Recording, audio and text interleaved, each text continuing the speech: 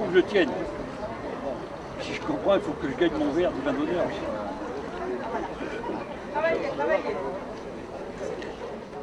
Non, mais du même côté, parce qu'après, il gardera l'autre pour la prochaine inauguration. C'est l'économie. C'est ça l'écologie. Oui, c'est ça. On va dire un petit mot. Hein.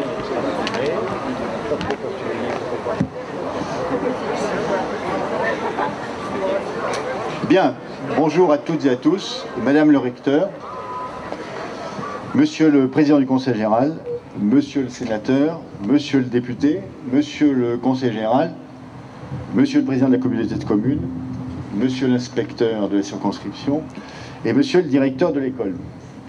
Mesdames, Messieurs, chers amis, tous les élus, tous les parents d'élèves, tous les enseignants et anciens directeurs qui nous font le plaisir d'être parmi nous ce matin pour inaugurer l'agrandissement et la réhabilitation de l'école Guyot de Seigne. Alors c'est un moment de plaisir qui me fait dire d'ailleurs que tous les week-ends se suivent ne se ressemblent pas. Mais ce matin, c'est un vrai moment de plaisir partagé, je pense, par tous ceux qui aiment l'école et qui aiment en particulier l'école publique, l'école laïque. Comme on est à l'école, je vais dire quelques mots sur l'histoire du bâtiment. Ce bâtiment-là, on a fêté son centenaire il y a maintenant 3 ans. Donc en 1911, il a été construit. Et c'était un bâtiment déjà remarquable à l'époque. Sa construction a été faite à partir d'une ancienne propriété qu'on appelait le Clos Bijou, dont le bâtiment principal, demeure bourgeoise, a été démoli. Et les élus de l'époque ont choisi donc de construire le bâtiment que vous avez devant vous, qui était un bâtiment extrêmement cohérent, très symétrique comme vous pouvez le voir, avec une partie fille à ma gauche, une partie garçon à ma droite. Et pile où nous sommes, ici, il y avait un mur qui séparait la cour des garçons de la cour des filles. Au fil des ans, bien sûr, cette école a évolué pour atteindre aujourd'hui ce qu'elle est. Et elle a porté le nom de Guyot de Seigne. Alors je crois que certains qui prendront la parole tout à l'heure rappelleront plus précisément qui était Guyot de Seigne. Guyot de Seigne n'est pas un homme politique forcément très connu, bien que régional, puisque né à Moselle, comme le rappelait tout à l'heure le sénateur Néry, il fut maire de Quinhia et président du conseil général à la fin du XIXe siècle. Il n'a pas connu cette école, mais il a sans doute contribué par son action en tant que ministre, en tant que parlementaire, à la réalisation de ce bâtiment. Les extensions de cette école, il y en a eu en 1960, avec le bâtiment qu'on appelle B aujourd'hui, qui fut l'extension de l'école des filles. Il y en a eu en 1990 avec le Préau, que vous avez juste à votre droite ici. Et puis enfin, aujourd'hui, en 2014, il y a une nouvelle extension avec en même temps une réhabilitation totale du bâtiment. J'en viens donc à l'architecture. J'en profite pour saluer Antoine Bruat qui vient de nous rejoindre et qui est le maître d'œuvre de l'opération. Comment ça s'est fait? Alors, c'est parti d'un constat tout simple et tout bête qu'ont fait les uns et les autres, tous élus, c'est que le nombre d'élèves augmentait légèrement d'une part et que d'autre part, on a besoin de davantage de superficie par élève dans chaque école. Donc, fort de ce constat, les élus de la commune de Billon, à l'unanimité, et j'insiste bien à l'unanimité, ont toujours soutenu le projet d'extension et de réhabilitation de l'école Guyot de Seigne. On a donc mis en place ce qu'on appelle un programme, qui a duré un certain temps. Ce programme portait à la fois sur Guyot de Seigne et sur l'école maternelle. Et puis après le programme, on a lancé un concours de maîtrise d'œuvre, d'architectes, et le jury a choisi donc l'équipe Bruat, qui a donc ensuite dessiné l'école à partir du programme qui avait été réalisé. Et je crois que ce projet architectural s'est avéré en fait un bon projet, y compris dans sa réalisation.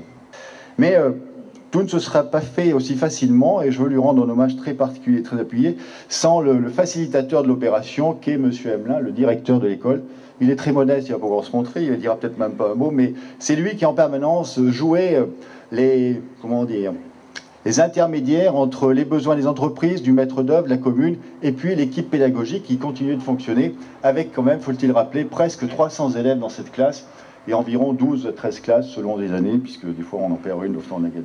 Voilà, mais ce bon déroulement du chantier, qui le rappelle, il n'y a pas eu d'accident du travail, il n'y a pas eu d'incident majeur durant le chantier, bien qu'en s'est occupé. Je crois qu'on le doit en grande partie donc à cette action de facilitateur qu'a rempli M. Emelin, le directeur de l'établissement. Après l'architecture, après l'histoire, je vais quand même faire un peu de calcul, parce que derrière tout ça, il y a des chiffres. Voilà, donc il y a un coût. Mais moi, je voudrais quand même remercier l'État, donc Monsieur le Préfet, Madame le Recteur, qui aujourd'hui représente l'État, d'avoir aidé à la réalisation de cette opération par la dotation d'équipement des territoires ruraux, pour une somme importante, puisque c'est un peu plus de 800 000 euros, l'opération ayant coûté 4,3 millions. Et le dernier chiffre que je citerai, c'est celui de l'aide du Conseil général, environ 400 000 euros, ce qui n'est pas rien. Et ce qui me fait dire, et je crois que Jean-Yves Goulet le rappellera, c'est que à ceux qui aujourd'hui disent que les conseils généraux ne servent plus à rien, bah nous ici on était bien contents qu'il y en ait un et qu'il serve à quelque chose, puisque ça a économisé 400 000 euros à la commune de Billon. Voilà, c'est pas seulement ça le Conseil général, mais c'est aussi ça, c'est aussi une aide financière pour tous les projets communaux et intercommunaux. Et puis on a eu une petite subvention du ministère de l'Intérieur, dite réserve parlementaire. Je crois que c'était celle des sénateurs, et j'en profite pour saluer Michel André qui s'excuse ce matin, mais qui a été, elle, la porteuse du projet de subvention du ministère de l'Intérieur. Je voudrais aussi dire plus particulièrement un peu pourquoi on a fait cette école, parce qu'après tout, elle fonctionnait à peu près normalement avant. Alors d'abord, c'est un choix politique. C'est le choix politique du conseil municipal de Billon que d'avoir dit l'éducation est notre priorité. Donc nous consacrerons des moyens financiers, des moyens matériels à l'éducation, tant pour l'école élémentaire que pour l'école maternelle. Et ce choix, il a été, je le rappelle, soutenu par tous les conseils municipaux, quelle que soit leur liste auquel ils appartenaient. Parce que nous considérons qu'il faut donner des moyens matériels et financiers à l'école publique, et puis que l'État, bien sûr, assume sa responsabilité en dotant cette école des moyens humains, je parlais par là des enseignants. Parce que l'école, pour nous, joue un rôle émancipateur considérable. Pour la liberté, pour l'épanouissement des élèves, il faut donc donner le meilleur pour apprendre à raisonner, éveiller l'appétit du savoir et rechercher la vérité, ce qui me semble le rôle fondamental de l'école aujourd'hui. Alors oui, l'école doit être ambitieuse, car c'est ici, dans ces bâtiments, que demain se formeront les générations futures. C'est ici que débute l'apprentissage de la citoyenneté. Et je crois donc qu'aucun moyen ne doit être laissé de côté, il ne faut lésiner sur rien pour donner le meilleur de ce que l'on peut aux nouvelles générations. Je voudrais, avant de terminer, bien sûr remercier, et j'en oublierai, je m'en excuse, tous ceux qui ont peu ou prou participé au projet. J'ai cité M. Elmin, mais je ne saurais bien sûr oublier tous ses collègues, toutes les équipes pédagogiques, les enseignants, mais aussi tous les agents de la commune qui travaillent dans cette école. Les élèves, finalement, on fait une inauguration sans élèves. Je l'ai un peu regretté, mais je ne sais pas comment les associer. Mais les élèves qui sont finalement la raison d'être de l'école, toutes les entreprises qui ont participé et qui ont fait l'école, hein, depuis les études de sol jusqu'à celui qui pose les serrures, etc. Et vous savez que c'est pas toujours très facile, donc il y avait des réunions de chantier tous les vendredis, on a passé beaucoup de temps, et aujourd'hui on goûte vraiment le plaisir et la satisfaction de l'œuvre terminée. Je voudrais aussi remercier l'architecte, M. Brouillat, qui est là, qui peut nous rejoindre s'il le veut, et puis toute son équipe, Mme Genebrier en particulier, qui est là aussi.